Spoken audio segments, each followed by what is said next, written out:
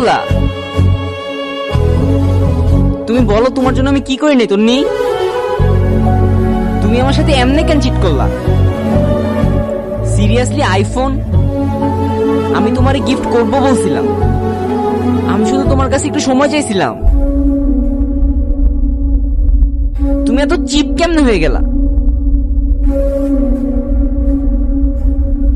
তুমি বিশ্বাস করো, তোমার উপর না আমার হেড চলে আসতেছে। কারে ভালোবাসতাম আমি? হ্যালো হ্যালো,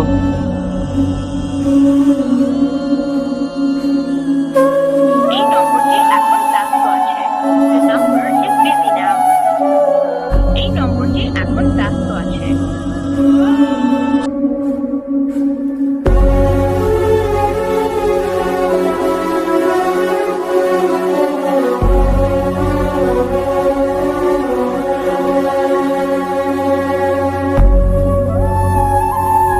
এমনই হয় ব্রাদার, আপনি আপনার লাইফে যাদেরকে সবচেয়ে বেশি ট্রাস্ট করবেন তারাই সবার প্রথমে চাকু মারে। মানে? আমার লাইফের স্টোরিটা শুনলে হয়তো বুঝতে পারবেন আপনার এই পৃথিবীর কাউকে খুব বেশি ট্রাস্ট করা উচিত না। ভাই, আমার আপনার স্টোরি শোনার কোনো ইচ্ছা নাই। আমি মেন্টালি অনেক স্ট্রেসড। স্ট্রেস? আমি জানি আপনার এই ফিলিংটা। হার্টস এ লট। খুব কাছের মানুষগুলো যখন বদলে যায় না, সহজে মেনে নেওয়া যায় না। কিন্তু প্রথম দিকে লাইফটা অনেক সিম্পল ছিল।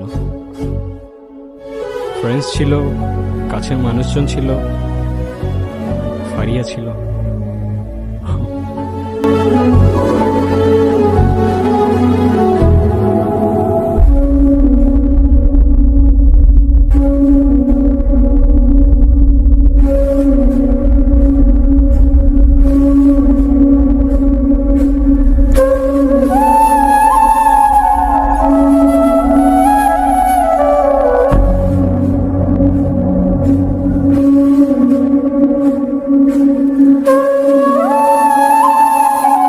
কি চুপ করে থাকার জন্য দেখা করতে আসছো?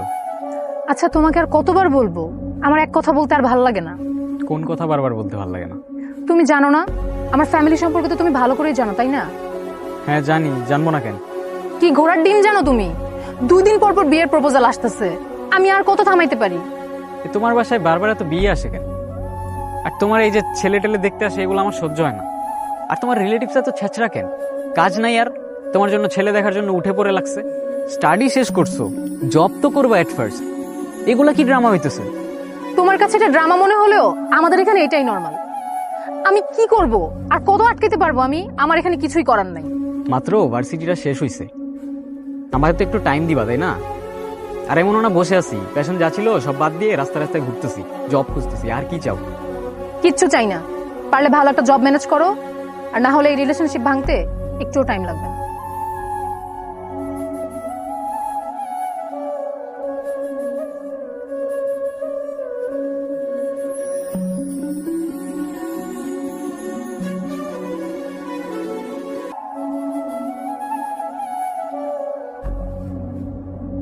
কয়টা বাজে? একটা। সন্ধ্যা হতে এখনো অনেক সময় বাকি, কিন্তু তখন আমার হাতে সময় ছিল খুব অল্প। ও প্রতিদিনই আমাকে বলতো একটা জবের জন্য ট্রাই করতে, তাও ভালো স্যালারির। 50-60 হাজারের নিচে তো ওর ফ্যামিলি সওদা করবে না। প্রতিদিন একটা করে মেন্টাল প্রেশার, কবে ফারিয়াকে আবার দেখতে আসে এই বুঝি আমার থেকে ওকে নিয়ে গেল।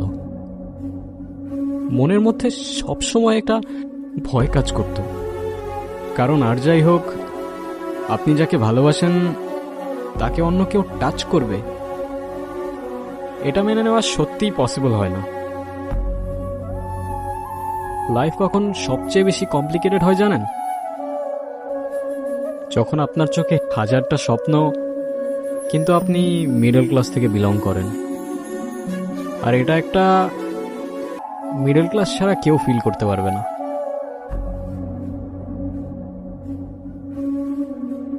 দিন দিন লাইফটা অনেক কমপ্লিকেটেড হয়ে যাচ্ছিল, সব কিছু কেমন যেন আমার এগেইনস্টে চলে যাচ্ছিল। সব কিছুই বুঝলাম, কিন্তু আপনার এই অবস্থা কিভাবে হলো? এই অবস্থা বলতে মানে ব্লাইন্ড।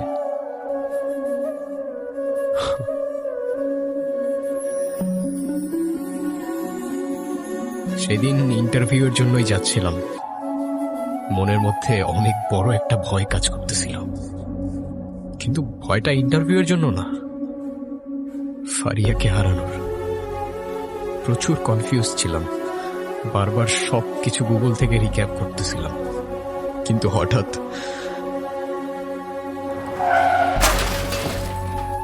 মনে হচ্ছিল এটাই আমার লাইফের শেষ দিন। চোখের সামনে সবকিছু অন্ধকার হয়ে যাচ্ছিল, অথচ 2 মিনিট আগেই আমার লাইফ নিয়ে আমি কত সিরিয়াস ছিলাম, আর এখন এক মুহূর্তেই সব মূল্যহীন।